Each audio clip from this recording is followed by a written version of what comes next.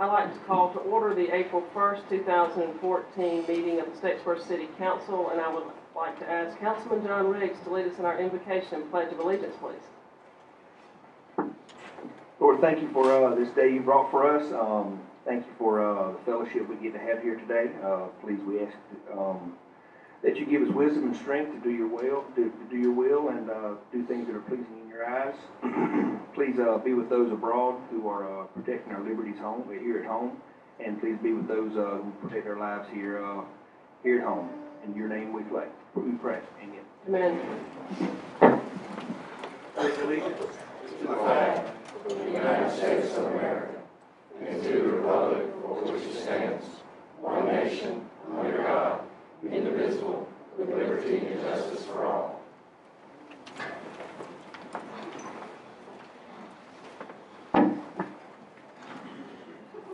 I will say, even though it's April Fool's Day, we're going to try to keep a straight face. I'm 51 years old, and that's no secret because it was printed in the paper 800 times.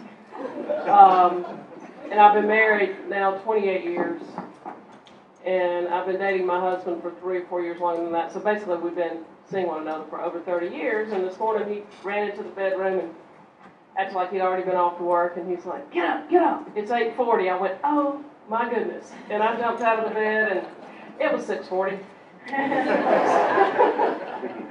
Y'all almost had a shocking sight here at 9 o'clock. But anyway, hey, I was like, one day, yes, Miss Jenny. You can't lie about your age. No, you can't.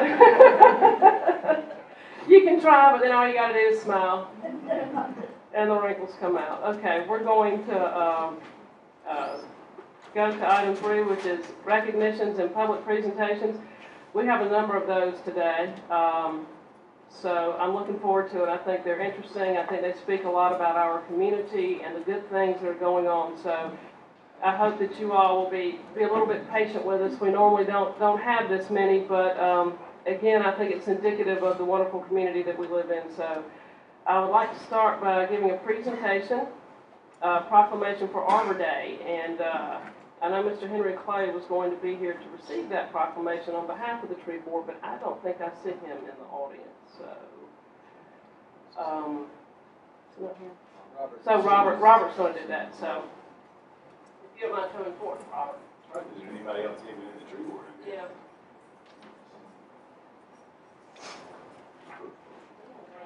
TVB can tell you too.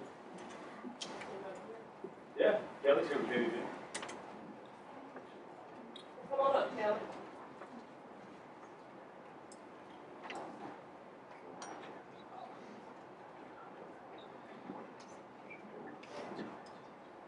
Okay, this is a proclamation by the Mayor and City Council of Statesboro, Georgia for Arbor Day. Whereas in 1872, J. Sterling Morton proposed to the Nebraska Board of Agriculture that a special day be set aside for planting trees. And whereas the holiday called Arbor Day was first observed with the planting of more than 1 million trees in Nebraska, and whereas Arbor Day is now observed throughout the nation and the world, and whereas trees can reduce the erosion of our topsoil by wind and water, lower our heating and cooling costs, moderate the temperature, clean the air, produce oxygen, and provide habitat for wildlife, and whereas trees are a renewable resource giving us paper, wood for our homes, fuel for our fires, and countless other wood products. And whereas trees in our city increase property values, enhance the economic vitality of business areas, and beautify our community, and whereas trees, wherever they are planted, are a source of joy and spiritual renewal. Now, therefore, I, Jan J. Moore, Mayor of the City of Statesboro, do hereby proclaim April 26, 2014 as Arbor Day in the City of Statesboro, and I urge all citizens to celebrate Arbor Day and to support efforts to protect our trees and woodlands. And further, I urge all citizens to plant and care for trees, to gladden the heart and promote the well-being of this and future generations. Dated this first day of April 2014. Thank you very much.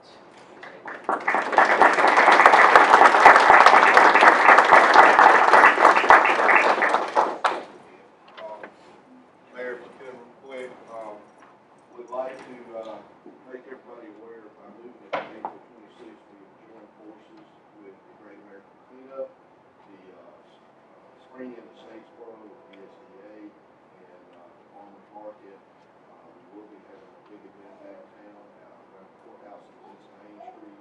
Starting at 9 o'clock that morning, and going to 1 p.m. We'll have tons of activities for the kids, and lots of live plants, and trees. We'll be getting the radar cleanup kicked off first thing in the house. Appreciate everybody coming out and supporting that. Thank you, Ron. Appreciate that. And I will come back as Director of Keep Fully Beautiful on the 16th, I believe is what's next week, and update you all on the Great American cleanup and our progress. So thank you all for the support. Nice to see you. Perfect. Our next presentation is proclamation for the Bullock Academy Lady Gators 2014 Class AAA State Champions. And you know, I could stand up here because that's the only way I'm going to be as tall as they are. But I have them going down, so why don't y'all all come forward, please? Senior coaches.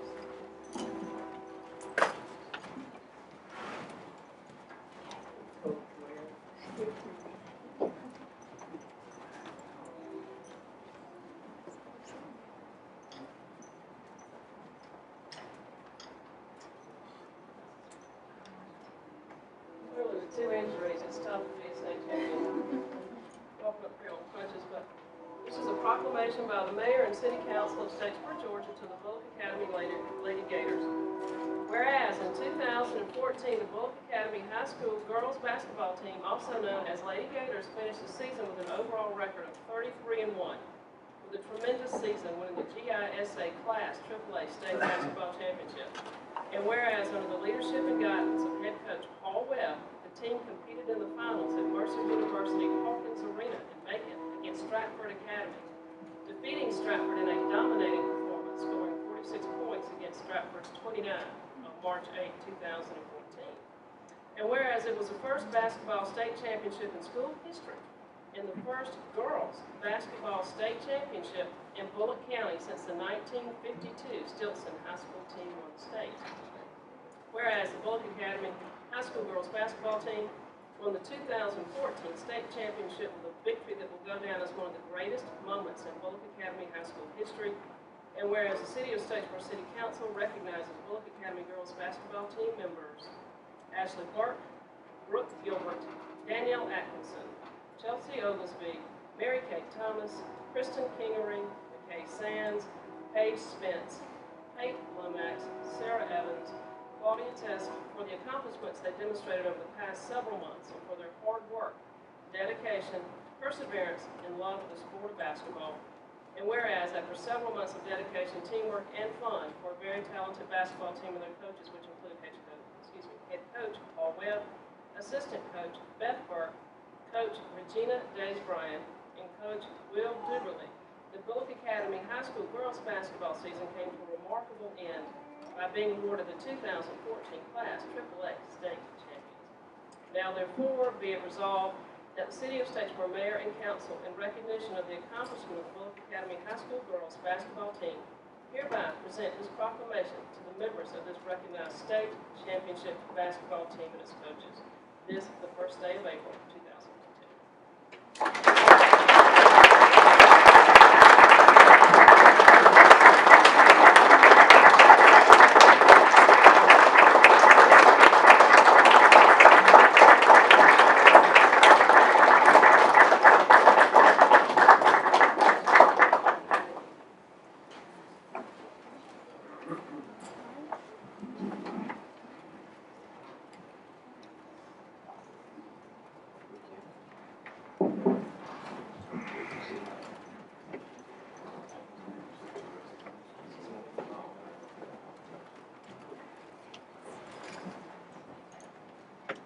I decided that the theme of the day is that I'm going to feel like a squirt next to all these big athletic people. Our next recognition, I'm going to turn to my right to Mr. Frank Parker and Councilman Lewis for recognition of Jeremy Mincy, defensive end football player for Dallas Cowboys in the National Football League. Thank you, Mayor. If you felt short in regard to the basketball team, when introduce Jeremy. Certainly, he makes big people feel small, but it's my privilege and pleasure to recognize Jeremy Mitzi. He graduated from Statesboro High School. We went and played junior college football and then transferred with a scholarship to University of Florida. Played every game when he was at University of Florida. Was drafted by the Jacksonville Jaguars, then played with the New England Patriots, San Francisco 49ers, last year with the Denver Broncos, and through the Super Bowl. Next year he'll be playing for the Dallas Cowboys.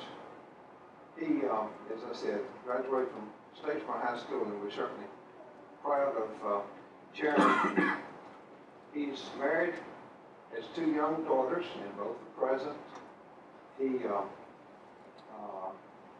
has had a lot of involvement with our community. We'll be coming back in this month, April 12th, is that correct, for 2 functions. One, punt, pass, and kick at Statesboro High, and it's at 10 o'clock in the morning, and then a function at Rugwell Park, which he has each year, and then we hope with a group of folks who've met with Jeremy, and we hope to parlay that into a bigger, major event, July 4, at possibly the rec department, where we'll work out a time and a place for a community event where Jeremy and hopefully some other professional football players, I think maybe Justin and D'Angelo possibly will be in attendance, and some other individuals to mentor and counsel some young people, maybe sign an autograph or 2, and basically be a positive influence on our community.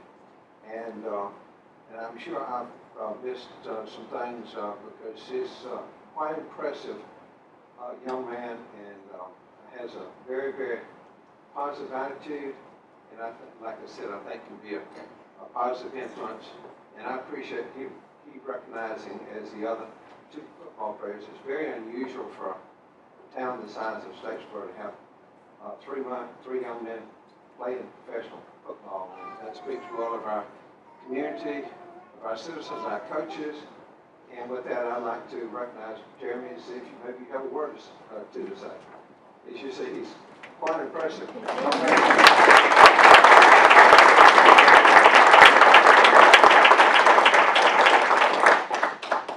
You can use that or turn around, speak, whichever. First and foremost, Statesboro, I appreciate all your support. And, it's been a long, hard road. It was tough on me coming up. And in the back of my mind, all I could think about is how can I help the people? And something just telling me, go do something nobody's ever done. And so I started focusing up, and made up my mind. And that's what I teach these kids. You make up your mind can conquer things you have no clue. Like, I got drafted to the New England Patriots, exactly. He was dead on, but I got drafted to the New England Patriots. And I didn't understand football well. I just knew to go play. And that was one of those systems where you had to learn things. And I ended up getting cut. But see, the positive thing from that instance is that I learned from my mistakes. I said I won't feel like that ever again. So I went to Jacksonville, I had a 7-year run, and showed I was committed to the game of football. I cared, and all I could think about was, if I fail now, how would my people feel? If I quit now, how would they feel? And that was all in the back of my mind. And I had no clue how much the city Statesboro loved football, man. You know, check my Facebook page, people would be showing so much love. I won't tear up, you know, I won't get emotional right now. But, you know, it put something in me, you know, to keep doing it, because I learned that I'm not playing for myself anymore. And as I look back, I thought about it. I said I never did play for myself. It was always for the community. That's why the second year of my career, I was like, I gotta find some kind of way to reach out to the children of Statesboro, the community of Statesboro. So I started the basketball program, and I started in Louisville Park when I was moving back to Grady Street, just the community that I grew up in, because I know a lot of those kids. Yes, please, I think he's feeling the fire right now. But and I've been doing it for a while, and I just want to get everybody involved with this process because I think it's great. Like you said, we have 3 guys in the NFL right now, and one of our big stars here, it almost brought tears to my eyes for him to come to me and say, man, I wouldn't be here if it wasn't for you. That's what I knew I was serving my purpose. And I'm here 9, I'm almost a full decade in the NFL after all the struggles I've been through. I failed numerous times, but I found a way to succeed. And that's pretty much my slogan for the kids in this community is find a way. Find a way. And we all have to find a way here to keep it going. Like it's just the beginning of greatness. And if we all stay together and put this thing together the right way, then we can continue to great. The whole community, the whole city, we represent each other. And when I go out there, I'm proud of you, Statesboro. And I take pride in it. And you'll be shocked when you find out that we're from Statesboro. I was in Hawaii and met a guy from Statesboro. You know, so all in all being said, I don't want to take up everybody's time. I just want to say thank you guys for presenting the opportunity for me to speak and just be able to let everybody know, this thing is not about just us. It's about our future. And we want to keep better than we were. And I'm here 100%. Like I said, we have one basket kick contest at Statesboro High. I'm at the 12th in the morning. Then I have a big community concert at the Louisville Park. This kid is he's very special. If anybody know who Jacob Lattimore is, you guys know Jacob Lattimore. He's a huge pop star, and he's coming down to perform with us. I would love for all you to be there, eat some wings and some chicken and all that. And I just want to say thank you once again, guys.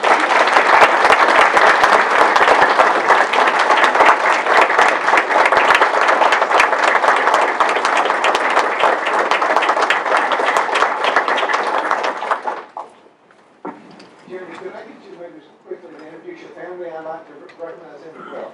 This is my local baby here. He grabbed me up on freshman year in college. It all worked out.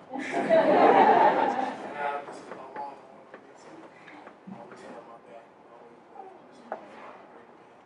Always supported me. Always supported me. And those are my 2 cousins. And my other cousins. We all just getting back. They helped me. Like, I couldn't have done that shit without my family.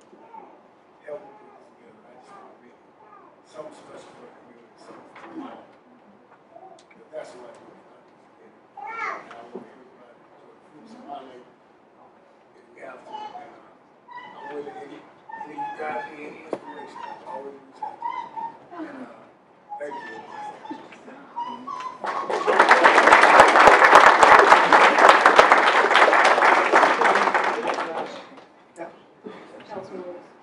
Thank you.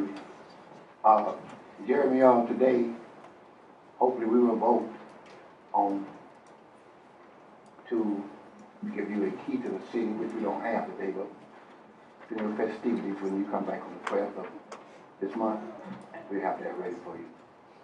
The key to the city. You'll be the second one from Statesboro NFL that got one from the city. We want to thank you again.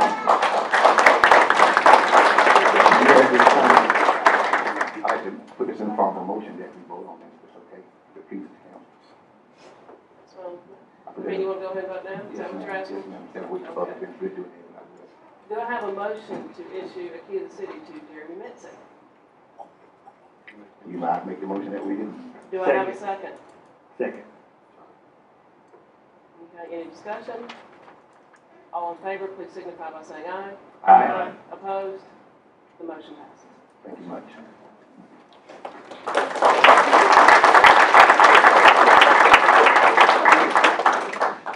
There is one more proclamation that is not on the agenda that I would like to present next, and that will be it under item 3. And it's a proclamation recognizing Manufacturing Appreciation Week. So I know I saw Dr. Thompson come in, and I see Ms. Sturgeon back there. Would y'all like to come forward? Is there anyone else with you? Just us today. Okay.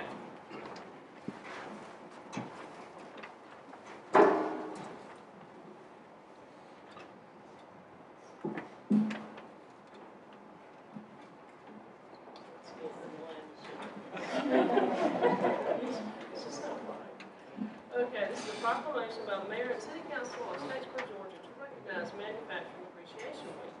Whereas Manufacturing Appreciation Week was developed by the Technical College System of Georgia and the Georgia Department of Economic Development, and Manufacturing Appreciation Week will be celebrated April 14th through 18th, 2014. And whereas nearly 9,500 manufacturing facilities are located in Georgia, providing jobs for approximately 350,000 Georgians.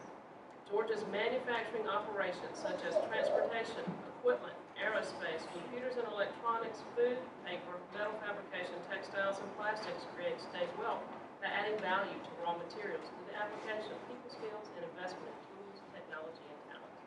And whereas Georgia's manufacturers provide opportunities through educational partnerships, company-sponsored community involvement efforts, volunteer programs, and civic involvement, and whereas we congratulate Viricon and their employees for being nominated for the prestigious award of Manufacturer of the Year, and all manufacturers in Bullock County for the key role they play in promoting and ensuring a brighter and stronger future for the state.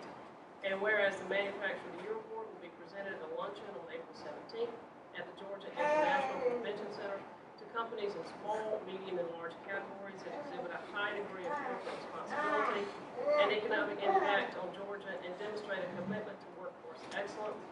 Whereas manufacturing is vital to Georgia's economy and has been the primary source of economic growth in the United States. And whereas an important component of the week's festivities is an educational one, making school children aware of industry and manufacturing as providing viable career options.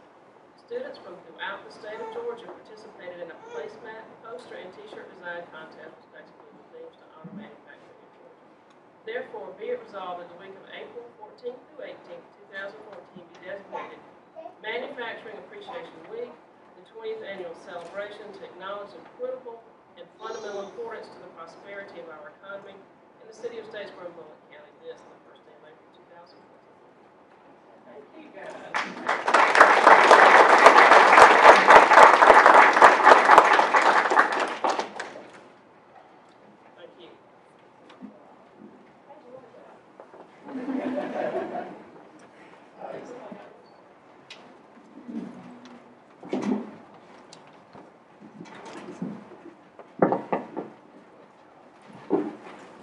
I'll take this opportunity to say thanks to everybody that came for the recognitions and presentations today. And as we enter more into the business side of the meeting, if y'all would like to take a second to step out and go where you need to, that would be fine.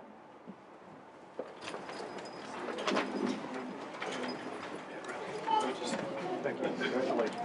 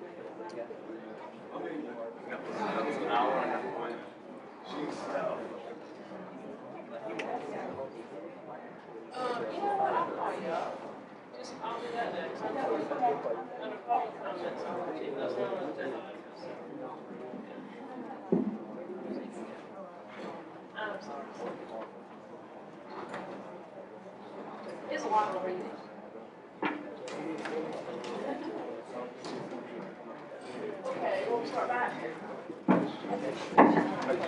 Everybody ready?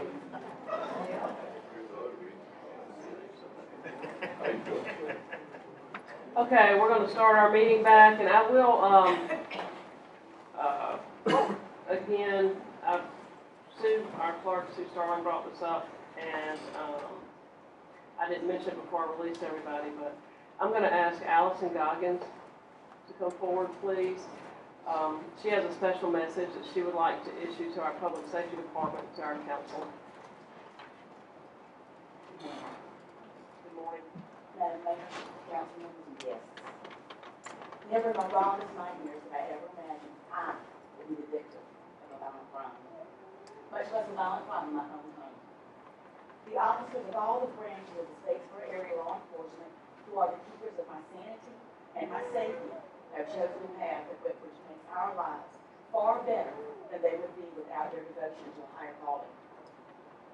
The due diligence and steadfast dedication to ensure that no other member of our community would become a victim is a testament to their devotion.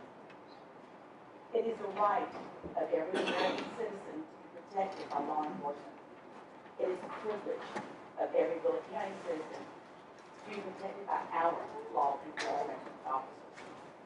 From the evening of my assault to the day of the arrest, all 101 days, I have known no question was unasked, no stone was unturned, no suspect was unquestioned as a possible means to end my hand.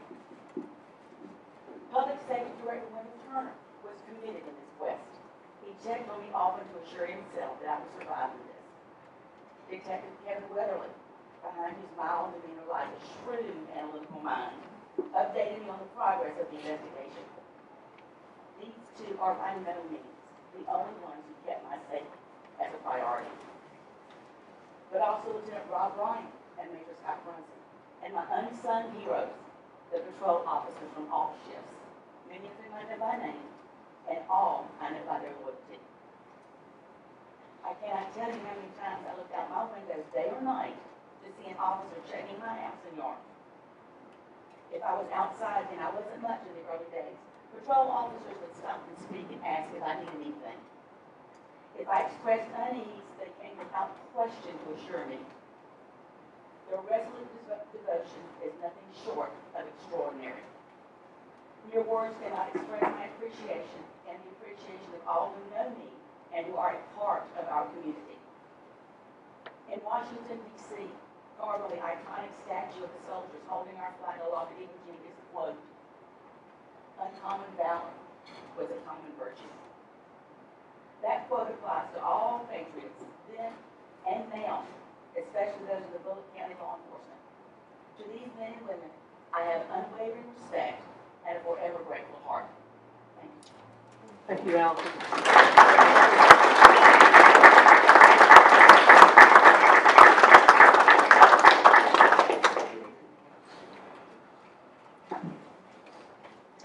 Let's see, do we have any public comments?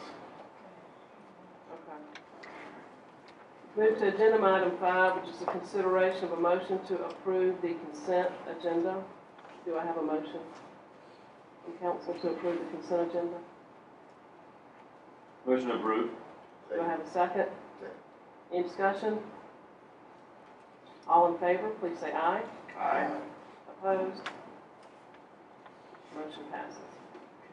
Agenda item 6, we're going to open the public hearing in consideration of a motion to approve the following. That's application number RZ 140201 for rezoning by Dennis Rhodes, DBA of Coley Homes. Do I have someone here to speak on behalf of the zoning request, please? And this came up at, yeah, I will. This came up at the last city council meeting, and it was tabled to come back to today. So Mandy, if you could please update us from the last meeting. Yes, ma'am. I'll just briefly review. This is the property known as 444 South College Street. The 1.32 acre parcel currently contains 4 existing homes, 3 of which would be maintained. And the applicant is proposing to add 6 additional single-family structures. Having more than one structure on the parcel, leaving the parcel as a combined whole for a single entity development does require for rezoning. And the recommended rezoning, for technical reasons under the zoning ordinance is to R4. We did review this, sent it to the zoning ordinance as well as to the comprehensive plan for the city of Statesboro and the DSDA master plan, as this property does fall within that jurisdiction. Both plans do support the rezoning recommendation that staff has entered for your consideration. We presented this for consideration at the planning commission meeting, and they voted unanimously in support of rezoning as well. It was tabled at the last meeting. No further action has been taken by the staff of the planning commission since that time. I want John to speak to that for us. Yes, ma'am, thank you. My name is John Dodson with the Master representing administration today. As you alluded to, this was stated from the last meeting at the request of a councilman to be adjacent to property on. Talked to Ms. Lee personally, sure of everything we were going to do. She is perfectly fine with what we're trying to do. As Mandy said, there's 4 buildings on the site. One is in the process of being demolished. We're adding up to 6 additional units. Glad to answer any questions that you may have. I have Mr. Rhodes in order.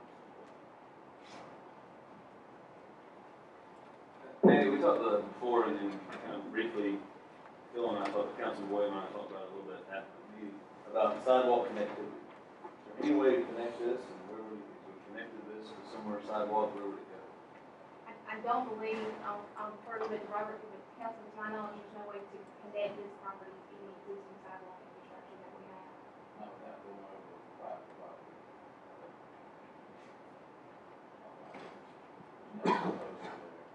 There's nothing behind it, not to get south. I'm saying one of the ideas we talked about is having that where you can actually move around a lot in downtown. I'm just trying to figure out how to do that. Brad and I talked about briefly about some stuff, you know.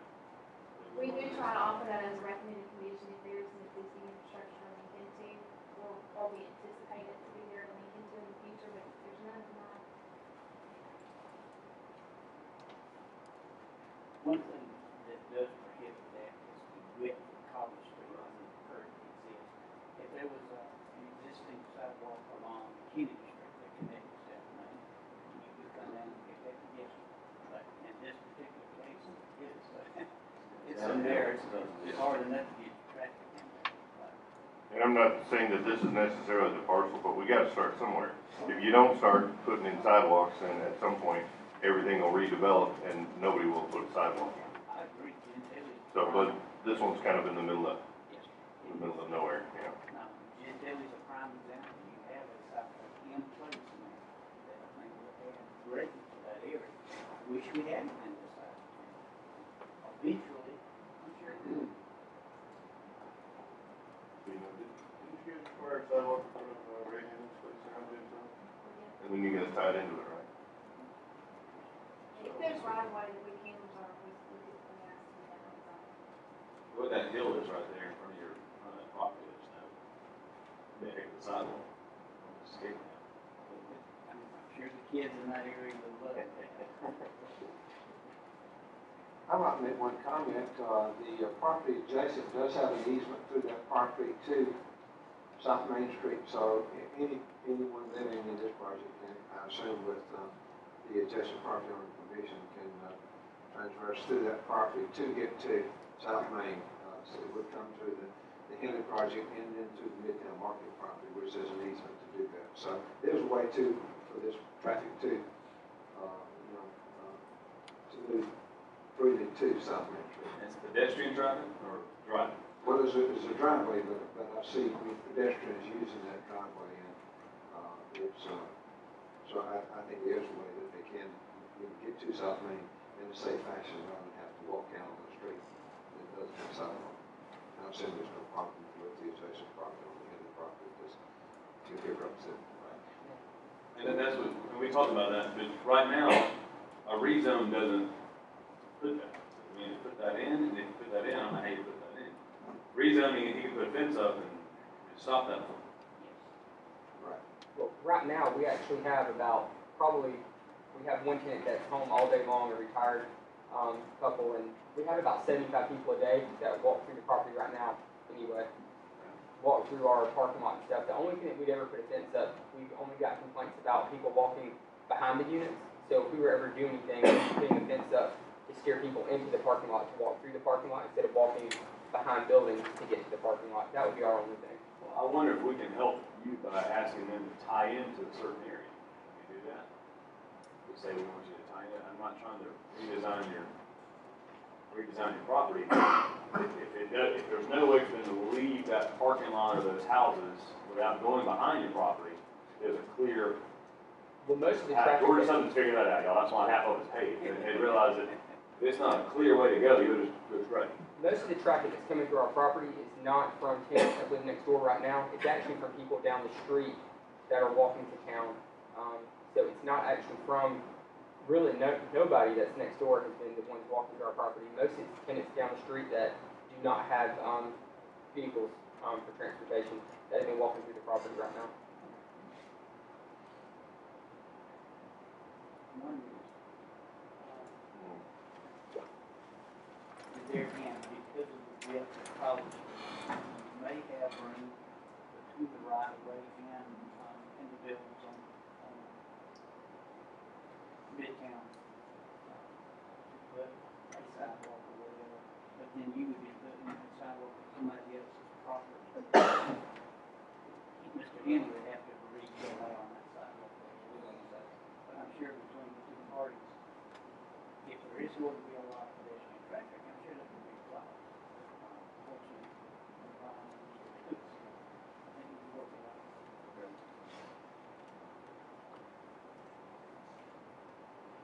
Trying to think. So Frank, the other idea is to go down. The other idea is to go down to two roads that connect the college to the south main and in that area. If we could try to divert the traffic that way, that'd be kind of on us to do. I'm just not sure if they want or we want people going through the middle of a residential area, funneling through their property. But like Council William and I talked about, we got to start somewhere in the process, because if not, then we end up with the issues we resolve with the water, where we got a well in the middle of somewhere and everybody goes around it. So Well, had we been talking about sidewalks with it's no disrespect to Mr. Henley's property, but if we would put one there, and we talk about putting yours in, then maybe when the lady on the corner sells her property, we put, you know what I mean? And all of a sudden now you have a sidewalk that's actually moving down a road, and we're gonna see some future development over in this area, so to not put this kind of infrastructure in, come back and put it in is more expensive to put it in later.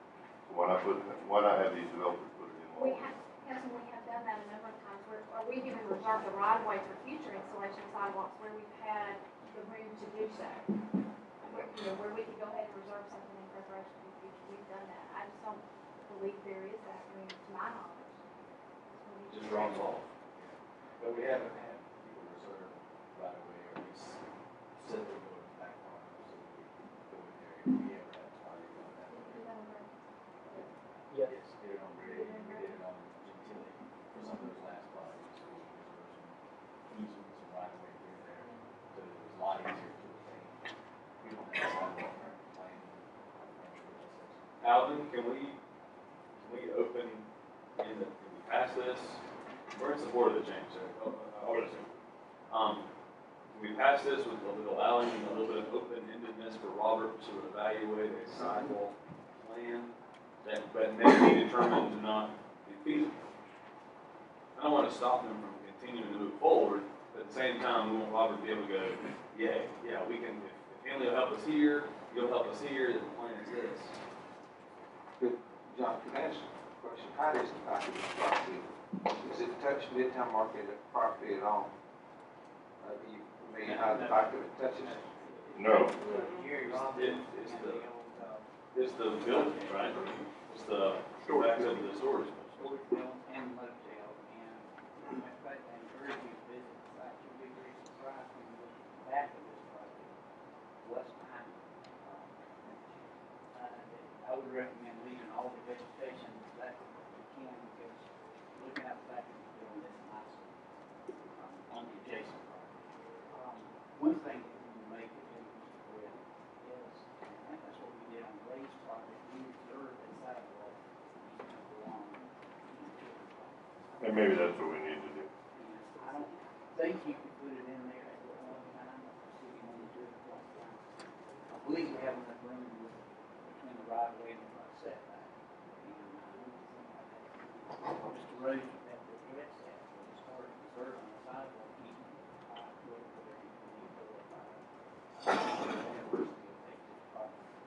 you know, ideally, we'd love to see concrete poured there. As secondary would be when these guys, when their staff, when Robert and the rest of the guys come back and decide to put a sidewalk on South College, at least if we've got the right of way, it'll make your job quite a bit easier, yes, Robert, than having to go back and deal with all those easements and getting people to sign legal documents and everything else. Working on that right now. So. Working on easement, highway, or. Good old Lester Road. So anyway, now maybe we, I know we've talked about this a little bit, but maybe we can start looking at putting in a requirement for, at a very minimum, every property is gonna give us a right of way for sidewalk. Basically, it's granted easement for the sidewalk. Mhm. If they don't put it in, I mean, really, we should make them put it in. So you could pass, you could grant zoning change on the grant of the easement petition for the sidewalk. Well, if you look at Savannah ordinances, for example, it clearly says if you're going to develop a property, you're putting in a sidewalk, period. It's just the way it is. And they have a nice walkable city. So if you're gonna grant zoning variance today, you want to do it No, this, I'm talking future. But do you not wanna do it, This one, no, we need at least have a We want some sort of language in there today, and from here on out. giving an easement? And the reason why is I certainly know that, I mean, the good intentions, but if someone walks, if this passes and someone meets him in that door and offers him 4 times what he paid for it today, why would you not sell it? And then that person has this with no intentions. So what we're trying to do is put it on our intention on the property, not on the property owner.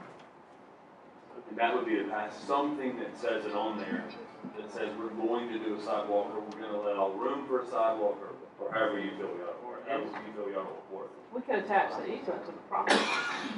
The easement documents would need to be, the zoning matter is passed today, and the zoning easement documents would need to be prepared that the owners would execute in favor of the city.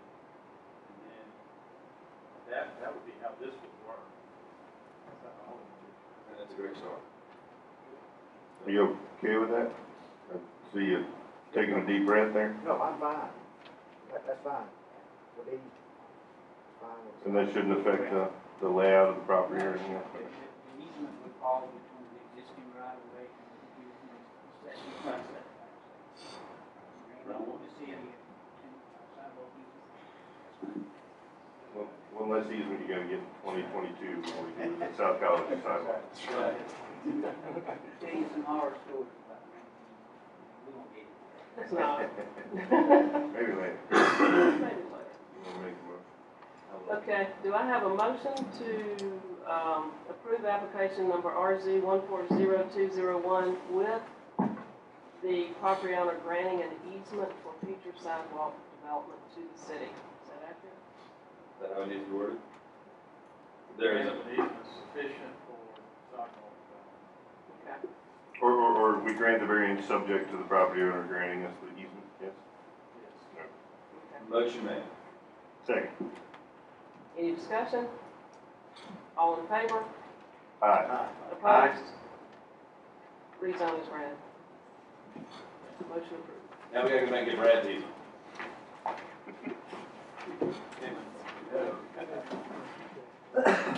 Okay, item number 7 is consideration of a motion to set a date and time for a work session regarding revision of Chapter 6 of the Statesboro Code of Ordinances, which addresses the sale and consumption of alcoholic beverages. I'm going to turn to Alvin as to where that stands on the rework of the ordinance. I have a draft of the ordinance today, so it's a matter of time, it's up to council and the time this can be a work session. Does council have a particular date or dates? We're under no particular rush on this, are we? I would think if we're going to have a new ordinance in effect beginning of 2015, it probably needs to be approved by the legislature. So if we're gonna. To give ample notice to the license holders, et cetera? Okay. We're gonna try to implement this thing for 2015, probably needs to be passed on the thing. And, just give everybody time to consider, and everybody, we're working through it with staff too, and answering questions, but it's gonna hit the road running in 2015, August, probably sometime. Well, we've got budget right now. I'd like to make a recommendation, we don't do anything until after we That's what, finalize the budget, please. how about we just tentatively, Mayor, we can, Tuesday, May sixth, the council meeting, we can do it after that. We're already here. That's fine, you talking about the work session or setting a day? Councilman Booth, the work session? The work session. Okay. And then after that council, that way give us some time to review it, give us the budget in between, we can pass it to our folks. You're okay with the last revision coming out, us showing and talking and There's still some that need with Mandy, and we have some input from Tom Woodrum, so we're still making little changes along the way. Well, do you want to get with all them before we have a work session? Would that be more? I'll try to get them for he's getting them now. If you start reading the emails, it's flowing back and forth. Let me make one other, point to the council, Mandy's department with the comprehensive plan that has to be turned into, the state by the end of May, is that correct? It is not going to have time to review this until after that date, until that comp plan is turned in, because we lose our, qualified government status if we don't meet all their objectives. So really, like I said, that's sort of the time we'll have time to review it, starting late May, early June. If that's agreeable with council. Time to review. The outcome. So it sounds like, Alvin, that, having a work session just based on what would need to happen between the work session and it being passed, probably no later than, if you want to pass it towards the end of August, it should be a work session no later than the beginning of June, would that be? That review, Mandy and I met, once or zoning. I think there may be some corresponding changes required to the zoning ordinance, but it shouldn't be too substantial. That will be dependent on decisions. We had the zoning ordinance correspond to, But I think that's a matter of deleting a few words to the zoning ordinance.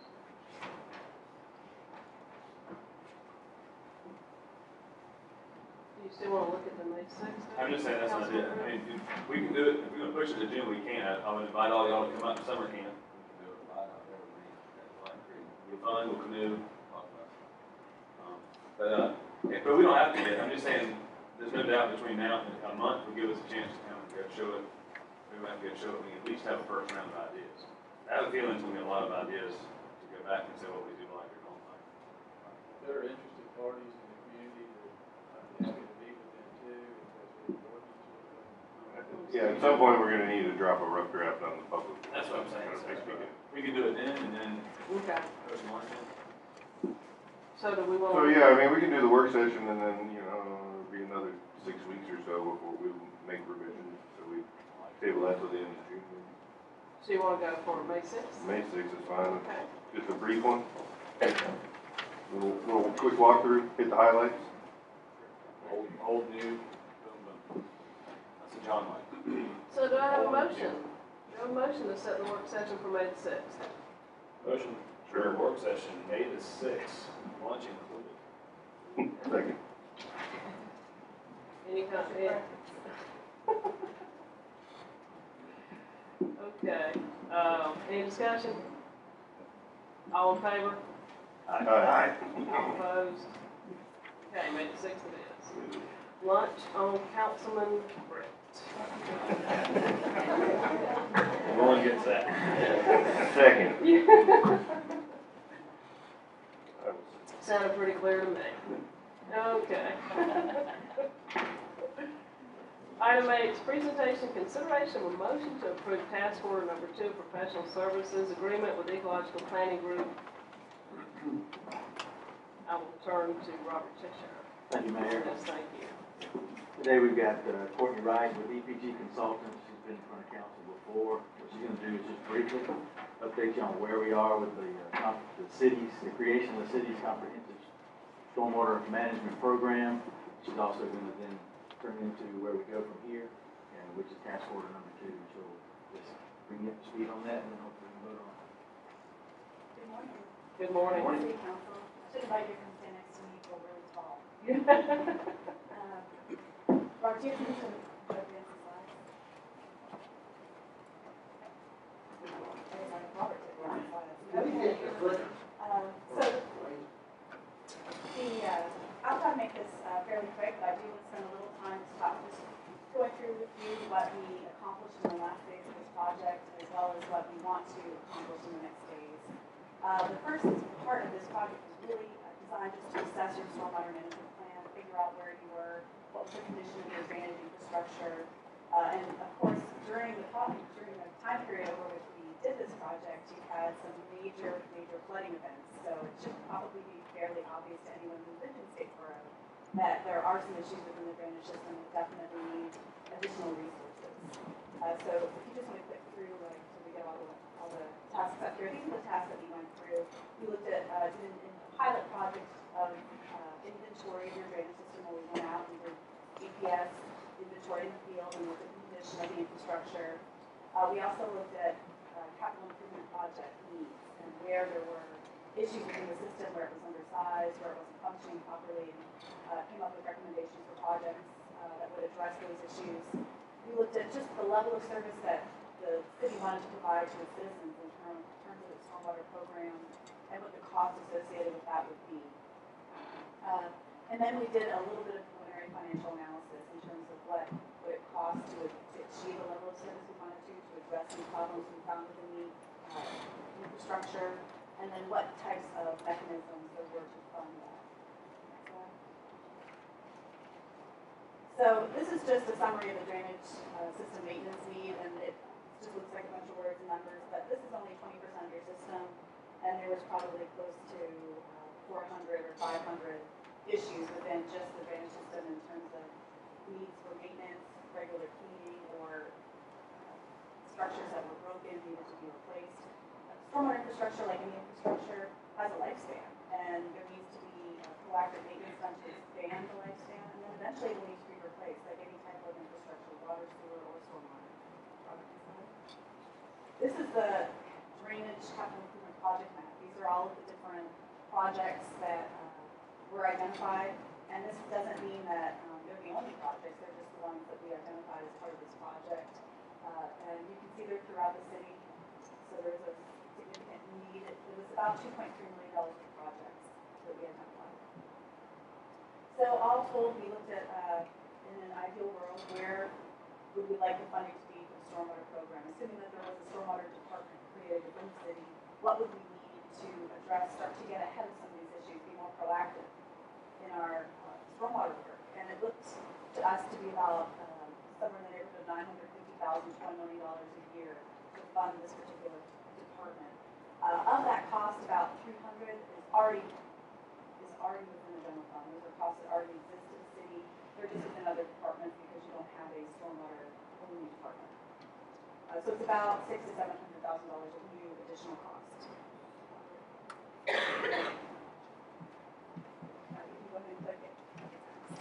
So we looked at the program, and then we decided to look at some options for funding this particular department. There's two main primary funding sources that you find for stormwater in the country and in Georgia. One is general fund appropriations, and that's traditionally where folks have funded their stormwater programs. And there's another one, and it's a newer process. I think the first stormwater utility came out in the 70s in the West, and now there's been a lot more stormwater utilities popping up throughout the Southeast, in Georgia and Florida. Stormwater utilities being the other primary funding source. And when I say primary funding source, these are funding sources that can fund the entire program. When you look at the secondary funding source, and this includes things that you already, other funding sources that you already have here, including SWAS, special service fees like inspection and claim review fees. Those are all great sources, but they can't really fund your entire program. They fund specific parts of the program or specific projects. So in terms of something that can provide overall funding, we really started to focus on the potential for stormwater utility for the city of Statesboro. So just for those folks, and I know I've been here to talk to you before about stormwater utilities, but just for folks who are not that familiar with the concept, a stormwater utility functions the same as a water and sewer utility. You are charged for the amount of stormwater stormwater, you kick off into the stormwater drainage system, the same way you charge for how much water you use in the water system or wastewater you contribute to the wastewater discharge system. It provides a consistent and stable revenue stream that you can plan for every year. That's a little bit different from general tax funding, which you can't necessarily count on the same amount of funding available from year to year. 100% of revenues collected will be dedicated to stormwater. That's part of the process. It is an enterprise fund, same as water and sewer. And it assigns the cost to parcels. The way we figure out how much burden does a particular parcel place on the stormwater drainage system is based on impervious surface. And when I say impervious surface, I'm talking about rooftops, driveways, sidewalks, all of those hard surfaces that don't allow rainwater to infiltrate into the ground and cause it to run off into the drainage system. The more impervious surfaces you have, the more stormwater runoff you're going to get. So the more impervious surface on your property, the more stormwater you're going to contribute to the system, the higher the stormwater utility bill will be. Next slide. The majority of the pictures you see on here are local, they're not made up. Yes, they are all from last year during the rainy season. So why do we think stormwater utility would be good for Statesboro? And here are just a few of the reasons that we would recommend this as something for you to consider further as part of the second phase. One is that it's assigning the cost of the stormwater program to the parcels that contribute to the stormwater system in a more fair and equitable manner than taxes. Every developed property that contributes stormwater runoff will receive a bill, regardless of their tax status. So everybody that's receiving stormwater service will pay for stormwater service. In a city where you have a lot of tax exempt properties, that can be seen as a much more equitable way to fund services. And the fees are charged based on the demand your property places on the system and the services you receive from the stormwater program. Again, the revenue's consistent from year to year, makes planning easier. And it can also provide some relief to the general fund that's currently funding some stormwater costs today. So the stormwater costs that are funded through the general fund today, under a stormwater utility scenario, will be funded through another revenue source, bring that revenue up for some other underfunded program. And of course, when you're using property tax to fund stormwater, more often than not, the residential property owners are bearing a larger burden for that than they are contributing stormwater. Most of the impervious surface, as you know, is not within the residential properties, it's within commercial industrial properties. However, they, generally speaking, in those communities, are less than half of the tax digest. So this is a much more equitable way to spread cost over the various different land uses within the system. It also can be used to help bolster other funding sources. If you're getting cheaper loans, if you're getting grants for stormwater projects, having that revenue source makes you more competitive and also provides that match. Next slide. You can skip through it. Sorry, there's too much information in this. Stormwater utilities are getting very common in Georgia. There's probably more than 50 today. There was 50 in 2012, and we've worked on a couple since then, so there's certainly more. Outside the metro Atlanta area, where we first saw a lot of the stormwater utilities, they're becoming much more common. There's a stormwater utility in Hinesville, Garden City, Americus, Camilla, Valdosta, and the most recent one is Albany, which I see as a similar community to Statesboro, and they have a large university, similar level of population. So they also have a stormwater utility that actually the first one up today. So there's also some other communities locally that are starting to look at this issue that have already gone through the feasibility process. And you can see Effingham County, Chatham County, Federal, just to name a few. The average residential customer rate in Georgia is somewhere in the neighborhood of $375 to $450. That's about, and that's per month. That's pretty much the average. And ultimately, what the billing rate would be under a stormwater utility scenario would depend on how many billing units you had and what your program ultimately was. So that's the average. So stormwater utility rate is charged typically a single family pays one billing unit, which is set at an area, an impervious surface that is equivalent to what the average impervious surface is for single family residential homes. And then all of the other land uses pay per that unit area and impervious surface on their property. One of the important parts of stormwater user fee, one of the benefits I think of going this route in terms of the funding mechanism, is that you can offer stormwater user fee credits. And this allows for people who do something on their property to mitigate their stormwater impact, or do something to help reduce the burden of the program itself on the city, can receive a credit on the bill.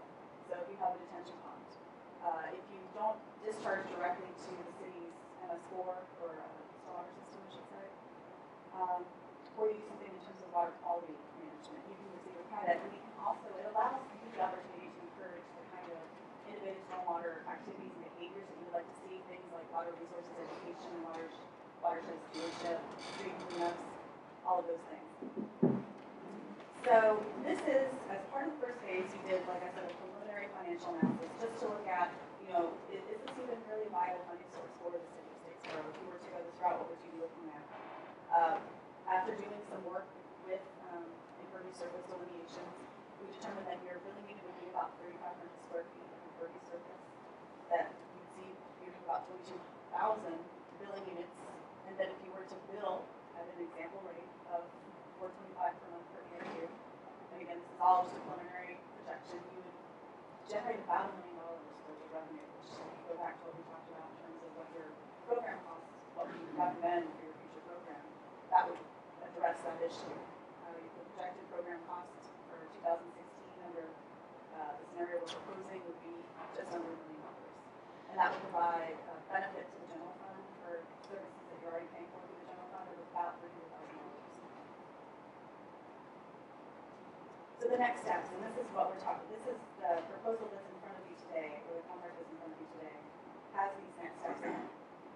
And they include looking at a master billing account file. This would help us get a feel for what actual customers within the city of Statesboro would pay, how many billing units they have on their property. This allows for some of the public education and future customer notification programs that we would recommend as part of this project. Finalizing the rate model and revenue projection. Right now, all that analysis is preliminary. It needs to be finalized as part of this process.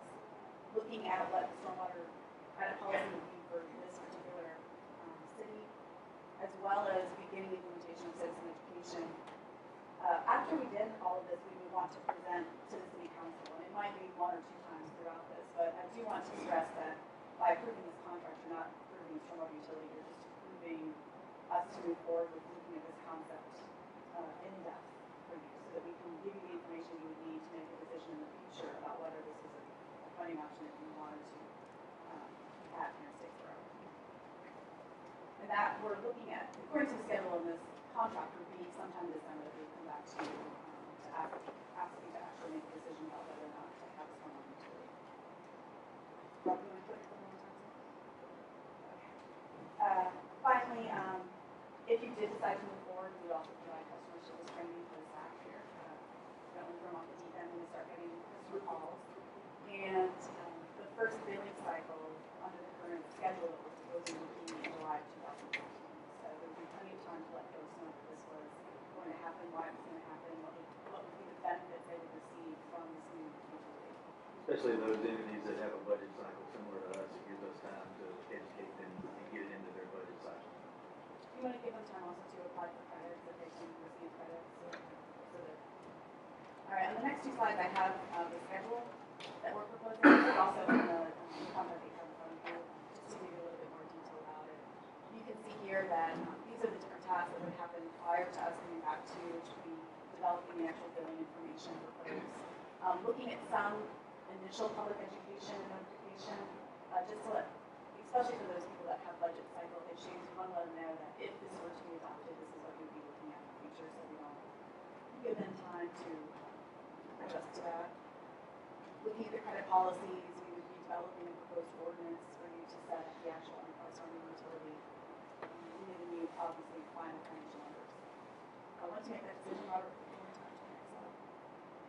Then this would be the task that would be implemented after you made a decision to move forward, if that was the decision that you made, which would be actually, much more in-depth customer education, customer service training, dealing with the city staff and the billing folks to upload all that information to the billing system to make sure it works, and doing how much billing on it.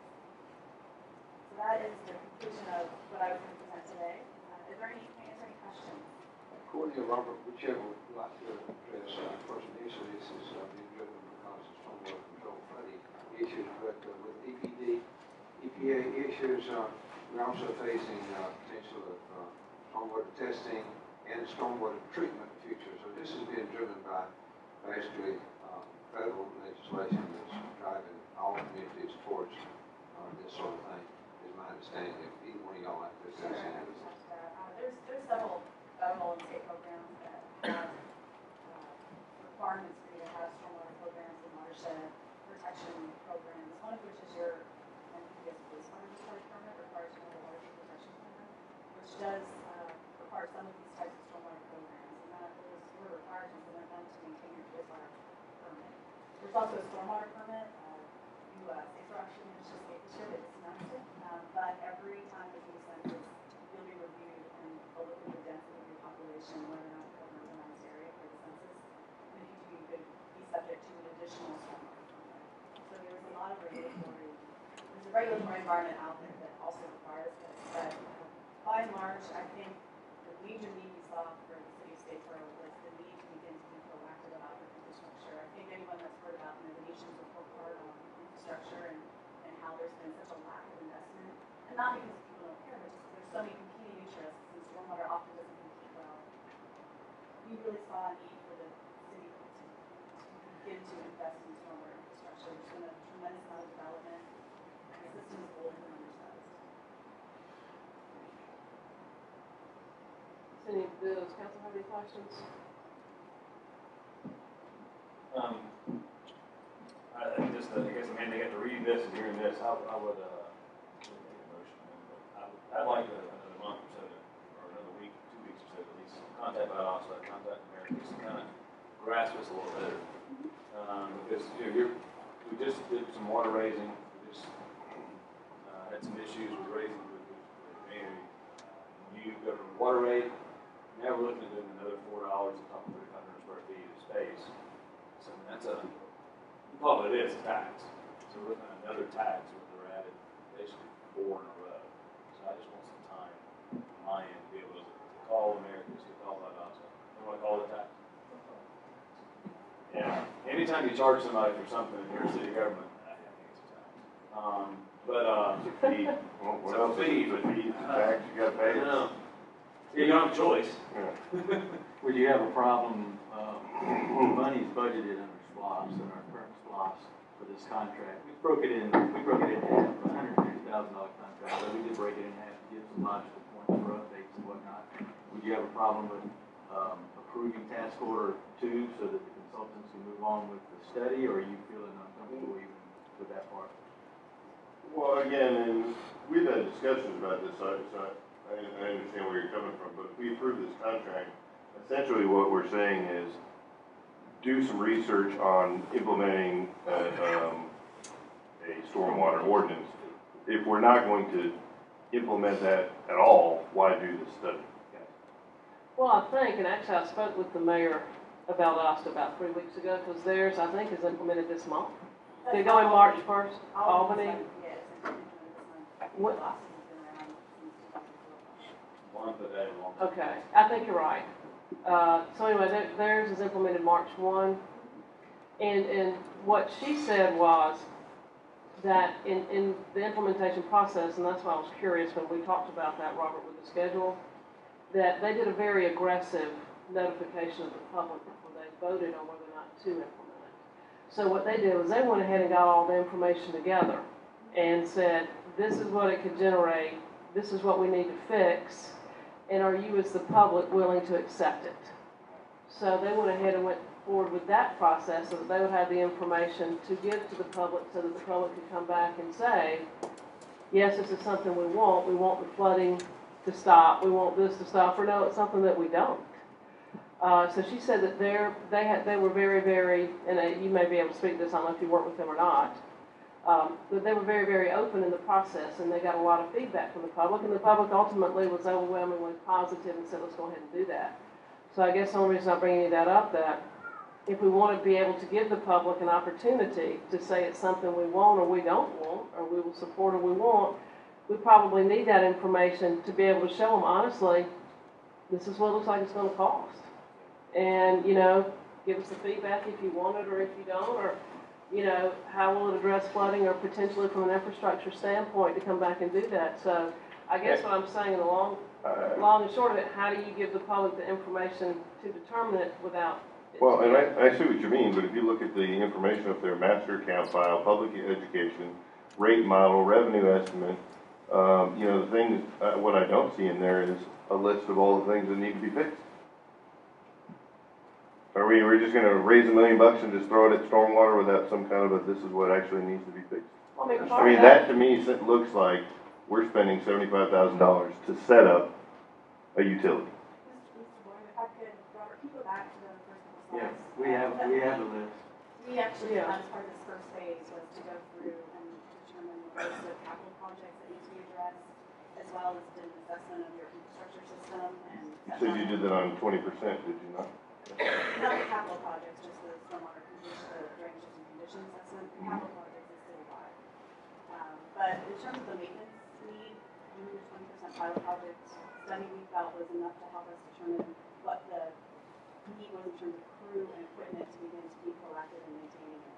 We really went out of our way to choose representative areas of the city to meet that 20%. That's the capital project list right there. So, and that's just, you know, what we've discovered as part of this project, you know, in terms of what will be in the future. And one of the things that we're also recommending in the future, and I tried to keep this presentation as simple as possible, but Robert does have a report that has a much more comprehensive summary of what we determined, but we also would recommend some master planning drainage study work to help better plan in this. You know, do you want to go through and individually fix each of those projects? Do you want to look at some kind of regional solution in some of these watersheds?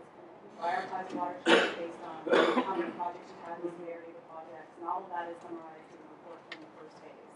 So you do have a lot of comprehensive information about what your need is within the drainage system and why we're recommending the budget that we're recommending. That said, it's always when you're setting up a utility, we did set up all these utilities, so I can talk a little bit about the public education we did and how we went about it. You know, you have to balance the citizens' willingness to pay to the program that you would recommend. You know, there's a perfect program that in an ideal world we would recommend you implement, do what we think we need to do for infrastructure. It might be that we go through this process, and that's part of the second phase is to look at, all right, well, what would that be in terms of a burden on the customer base? Or we don't think that that's reasonable, we're going to scale back our recommendations for the future program to get to something that's more reasonable. It's a little bit of a balancing act, and I'm sure you've got a couple other priorities, but that's something that we would work through as part of this process. In order to do the education program, all we really did do a very significant education program that involved a lot of direct customer notification. We need the information from the billing account work to be able to tell people what their bill is, because until you tell somebody this is what you pay, it's very hard to get folks to respond. It's sort of just an arbitrary idea until you say this is your future bill, and then you get some response. And so that's really part of the education process.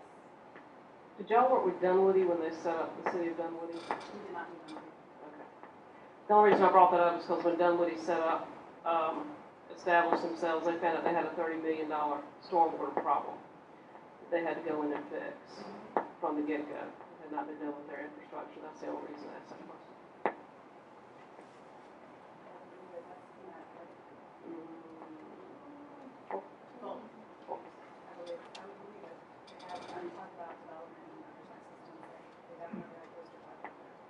Well, the first thing that we want to do, in addition to all these that we already have identified, which are a lot of those pretty obvious ones, is the fact that we want to do some master planning. And that's one of the first items on there, to go into these areas that we know flood and have them study to see what can we do to put some big dollars into some of the initial things, which I would think my idea would be regional detention facilities, things that you may not even have to have these projects down here. You could just catch the water up here. But we don't have that. We've never had the funding that we need to do that kind of stuff.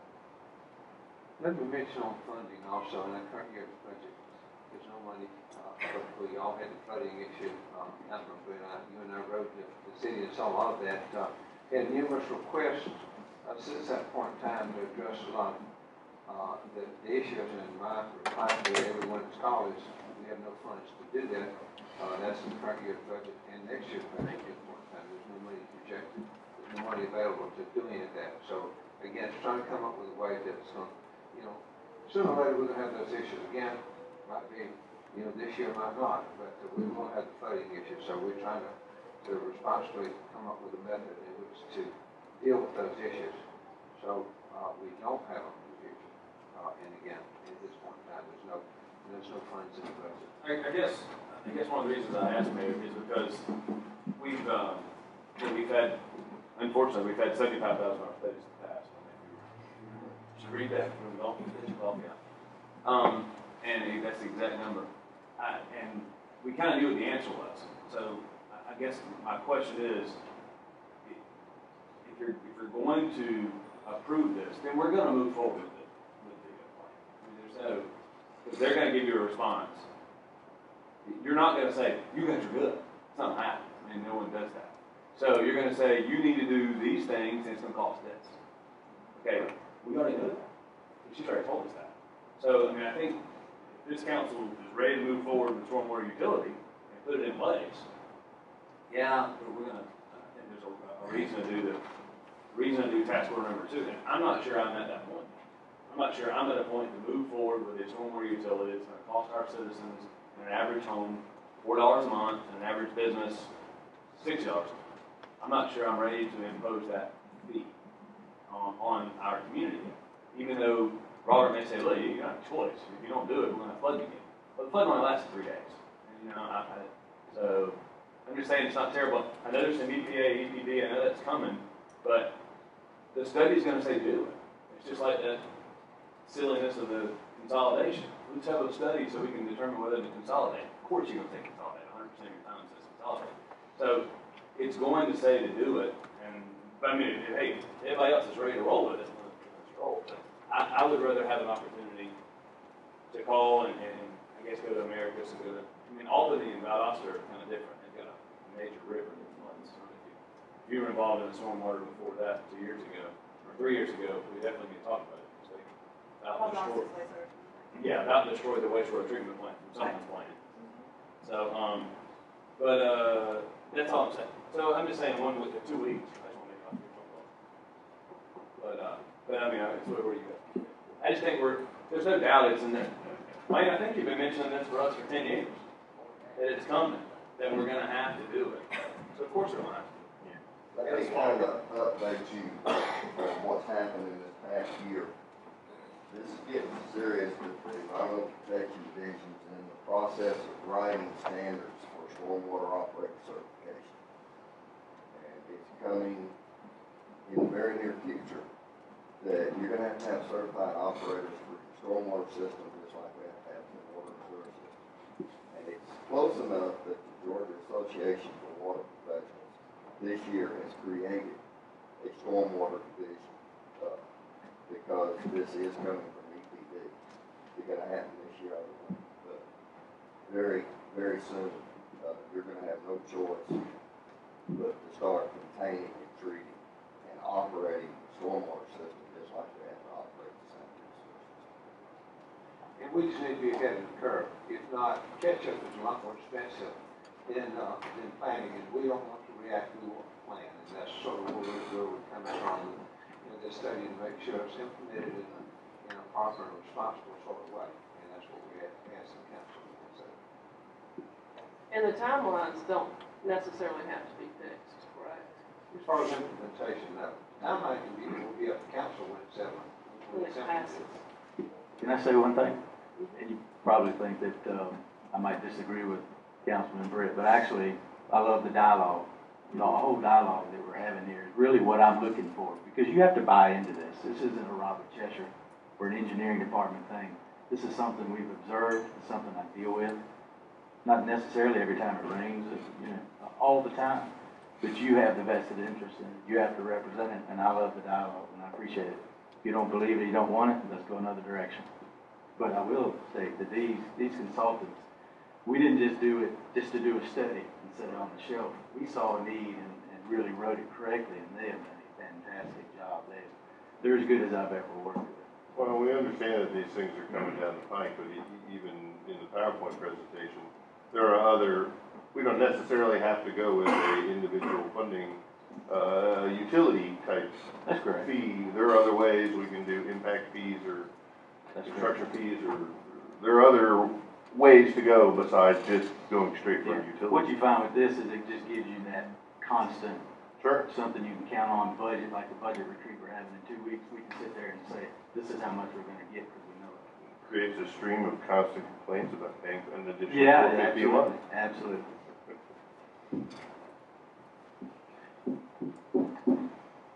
So, do you want, from what I'm hearing from Councilman Britt, do you want to table this to the next council meeting? Next meeting's fine. Larry Hanson's already sent me his, so since we've been sitting here, and I'm waiting for Laura Okay. Lee to send me one from America, so, I mean, hey, half of them's already done.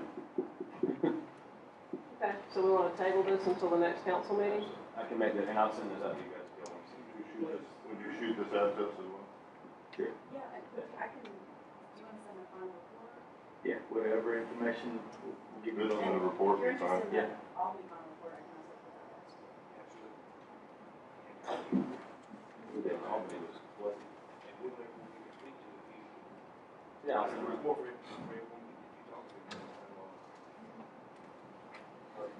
Okay, so we'll table item 8 and wait And to before we hear just jump into this, I think, a few people need to know that we're thinking about creating utilities.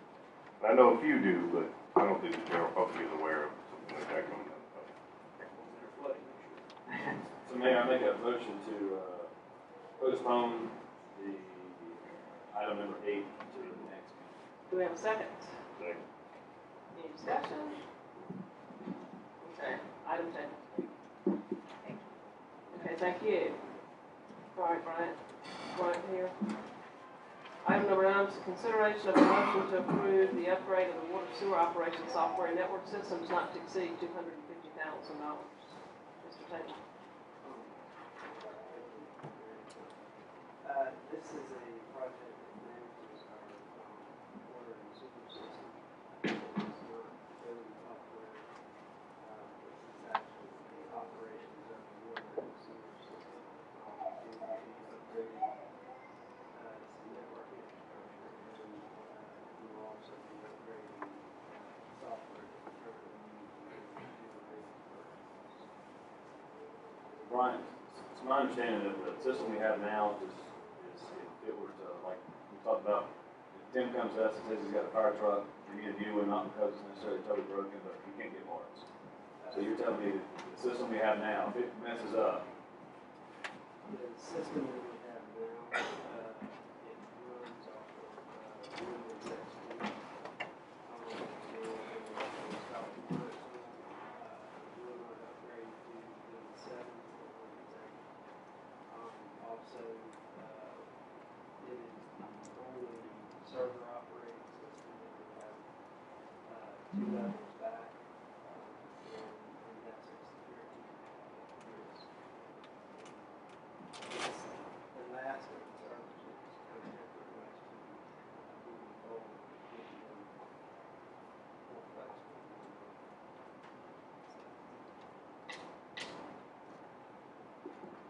This has nothing to do with billing system at all. This is nothing to do with billing system. Make it easier to tie in the billing system, or is this just back in?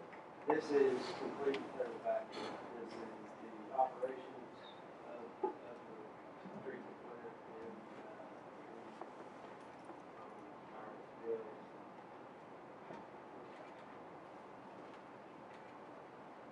And this was actually budgeted, the funding was from the construction fees, and it was a CIP project. What do you anticipate the cost? I feel that we should come under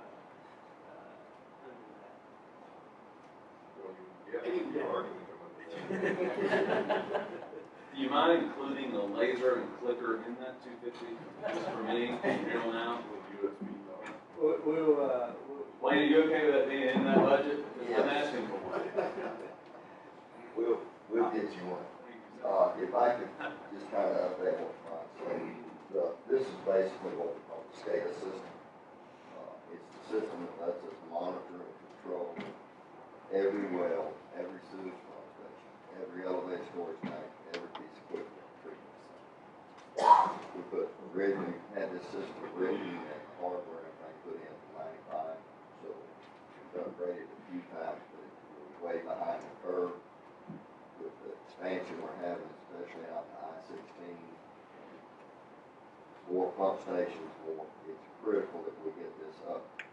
Our technology that will then tie in with the rest of the city network. One of the things that's critical is this is the system. If you remember the big fire at Cotton Gin, the fire department called and said we got to have more water. Through this system, within 7 minutes, we were able to increase the flow of water by over 6,000 gallons a minute. So it's a critical system from being able to control and monitor, prevent spills to the environment from sewage pump stations, and make sure we can control the fire system in the event of a major fire. So it's critical, and it's pretty specific written to our situation. But yes, we could order a split report. Thank you, sir. When did you say, Brian, this would be implemented? What is your time frame for having this be complete? We would anticipate that this would be about a 3-4 project. And with this approval, we would begin the process of ordering the equipment, so it should be 3-4 weeks before we start. So completion by the end of summer? Is that what I'm hearing? We work closely with software vendor and further to answer your question more directly, the quotes that we have are around the 2 to 205 that any issues with. Subbing is out there. Subbing is out there. Yes. Yes. The software vendor will be implementing a lot of the network hardware and a lot of the things that can internally, so the software upgrade will be heavily.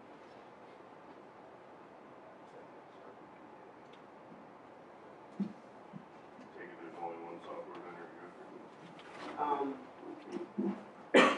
To be, there could be potential others, but to upgrade the existing software package, we went through the bid process in mid to late 80s, I believe it was point of software vendor selection. This is an upgrade of the existing software. That's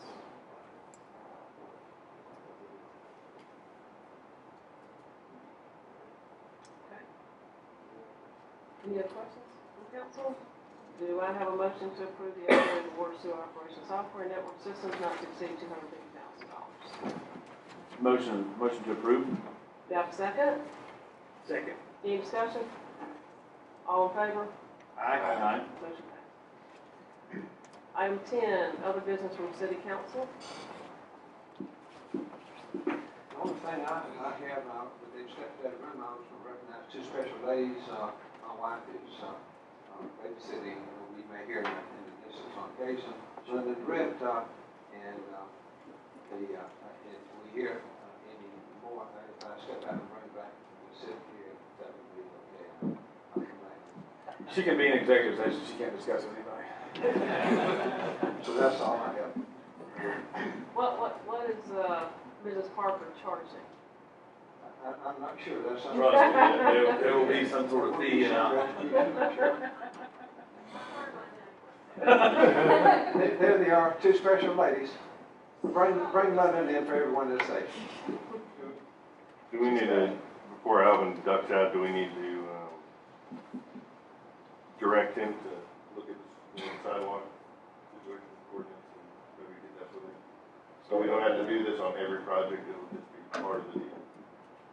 Yeah, I think that's something for us to consider getting, how we bring it up. I don't know what the exact motion to bring that up with or Well, I think one of the things we may want to discuss is at what point do we look at we have a comprehensive plan, but it doesn't necessarily address developmental specifics like sidewalk easements. And so without, making it too complicated, because I agree, I think we do need to have that as conditional when you rezone properties. We can do that just specifically for sidewalks, or we could look at other things in addition. What's your advice, Alan? Maybe do the right process to go through if we did as part of the zoning process. Other cities have tackled this, so I think just look at what others have done. Well, quite frankly, by looking down the road, make your life a lot easier when you have to go to a gentility or a lesser road, and we've got an easement all the way down the road. We just put a sidewalk in. We don't have to. You guys have been weeks dealing with that kind of stuff. We're in the process of updating our comp plan anyways. We're probably stating that might be a vehicle to address that. So do you want to look at that, Alan? Yes. And report back? Very good. Yes. Thank you, Alan. Good luck. I think federal court takes precedent. Do we have any other business from City Council before we move to public comments? From heads. Okay. Let's recognize Brian Davis, who wants to address council on projects through Henley Properties, several of those in the city, within the downtown area. My name is Brian Davis. I'm with Henley Properties. For those of you that don't know me, it was brought to my attention that we might have some questions or concerns regarding the South Mulberry East Grady project and maybe the Midtown project. I called Councilman Britt, and we determined it probably good for me to come in here and just update y'all on what we've been doing and why some of the plans have changed. Originally, we came to you and asked for a 3-story apartment building to be built on the corner of East Grady and South Mulberry. It was going to be 12 one-bedroom units. We were doing our feasibility study at the same time that we're asking for rezoning. The reason for that being that if we were going to develop that project and have it delivered by August the 1st, we kind of had to coincide both of those at the same time. We probably spent roughly $8,000 on the feasibility study by the time we finished with the architect and Maxwell Ridge on the site plans and everything like that, and just determined that a one-bedroom would have to rent for over $900 a month, and that just was not going to happen right now in the Statesboro market. So what we ended up doing is we actually reduced the density on the property. We went from 12 one-bedrooms down to 8 one-bedrooms. Actually worked with Alan Mulder at the DSDA. We're actually going to be on that corner putting in a fountain. We want to kind of create a downtown feel. So there's going to be an elevated fountain on that corner, something kind of similar like you would see in Savannah, but on a much smaller scale, we'll say. We do have a sidewalk easement on that corner for the city to come in future put sidewalks in, but I just wanted to update you on why we actually changed that project. Simply just would not cash flow, so we had to regroup and come back to the table for what we were going to build. We did allow extra green space at this property. That's part of the reason that we lowered the density, because if we weren't going to go up and we had to build out, we still left that whole corner undeveloped so we could put a fountain, trees in, stuff like that that's going to be on the corner. I'm not sure if anybody had really any questions on Midtown, but I know that that kind of came up tonight with or this morning with the project that's coming next door with Foley Homes. We're excited to see them come down there. The whole intention of Henley Properties developing downtown is to inspire other landlords and other homeowners in the downtown community to either redevelop their property or start thinking outside the box of what they can do. The redevelopment that Foley Homes is going to be doing on South College is much needed, and hopefully we're going to be bringing several projects to you in the future to help spearhead the revitalization of downtown residential rental property and homeowner dwellings. So that's our ultimate goal right now and one of our sole focuses.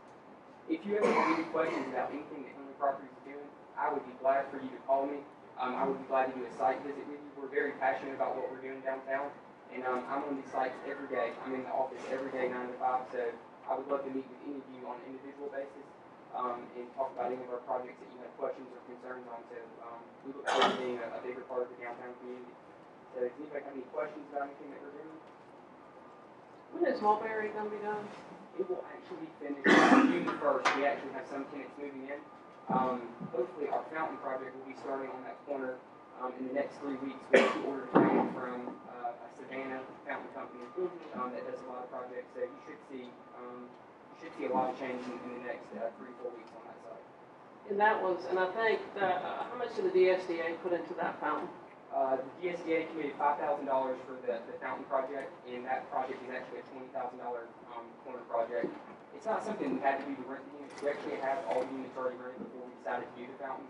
It's something that we thought would just add to the curb appeal of the downtown street that people are driving through, because East Grady actually has a lot of traffic that comes back and forth, so we're hoping that'll just kind of spearhead new development down there. And we would love to see sidewalks in East Grady, so y'all can bring them to us. We'd like it. There's a lot of foot traffic on East Grady too, so we'd love to see that tie into the walking and biking trail. There's a space right here, it looks like maybe for parking that hasn't been paved, and we would love to see that paved and stuff as well. So I know that the budget's tight, but if that ever comes in, I think that would be great for that street. But your sidewalks in don't make it that much easier. We gave you the variance. The thing is, we don't want to put sidewalks in that go to nowhere. If there were sidewalks in the whole community, we'd be all about putting sidewalks in, but putting on that corner with nobody else putting in sidewalks, you don't want to have a sidewalk to nowhere, so that's why we haven't done them yet. Gotta start somewhere. Yeah. Thing is, it's got to be that there's a big buy-in from everybody to do it. So, but we would be interested in doing sidewalks if other neighbors and stuff were going to be doing sidewalks as well. So what you're saying is, if we agree to get the rest of the street to do it, you're on board? Yes. Okay. Because right now we have a lot of foot traffic that comes through and just walking on the grass, walking over the sprinkler system, walking through flower beds. So we definitely need some sidewalks down there. That would help. And also just something to bring to your attention, for the Midtown Village project, we're actually having some complaints about people missing stuff off back porches, doors getting knocked on at 2 or 3 o'clock in the morning. I just want to bring that to your attention because, and I've reached out to city police too to kind of inform them anytime my tenants has a problem, I ask them to call down there. But if we're going to be successful in bringing new revitalization to downtown, safety is going to be one of the primary concerns. So I've been working hand in hand with all the residents. We put a floodlight on every corner of those buildings when we built them. They have front porch lights, they have back porch lights, all of them have deadbolts obviously. We even are putting in anchor hooks so they can actually put grills and bikes where they can secure them on their back porches and stuff like that as well. But I just want to bring that to your attention. That is an issue that right now that we're facing on South College. It's not an issue that we're facing right now at East Grady at all. Is that going to affect your ability to rent those units? Are you seeing that? We've had a few people not renew because of that issue, that the downtown, I think it became more of a concern for them than they thought it was going to be. But that project is still full for next year. All of our projects downtown are full for next year. So it has not caused us not to rent, but it did cause a few people not to renew. So. All right, well, thank you for your time this morning. I really appreciate it. Next, we'd ask Keith Robinson would like to update council regarding the fire code for the hall. Council, Keith Robinson, my wife said short. I think we've reached an agreement with Chief Graham and Colson, the fire system, currently signing contract with finance. Hopefully, Chief Colson will have his plans in the next 30 days for approval. So, I just really want to say, what a pleasure it's been to work with these gentlemen. Totally professional. Every time I pick up the phone, they're there to answer the questions. I just want to thank council as well. So, all I have, if anybody has questions, I'm more than happy to answer. I guess long story short, so you kind of, the land owner was aware that he had to put the sprinkler system in and has not put the sprinkler system in. That is correct. It's simple as that. That is correct. That was my understanding. And so you're rectifying that over the next 30 days? Is that what you're saying? We are rectifying that situation. Okay. So, that should be taken care of. Okay. Thank you. All right, next we have a consideration of a motion to enter into executive session to discuss personnel matters. Do I have a motion to do that? Do I have a second? Second. Okay, and we will enter into executive session. Excuse everybody, please.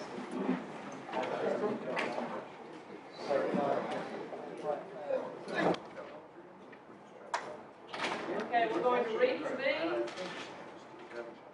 City council meeting. I know. Hey, reconvene. Oh, are we We're reconvening just so we can get this. Of April 1st, after executive session, discuss personal matters in which no action was taken. Should I motion to reconvene and adjourn at the same time? We can do that. Do I have a motion to reconvene? So moved. Do I have a second? All right, reconvening, no action was taken in the executive session. Do I have a motion to adjourn? So moved.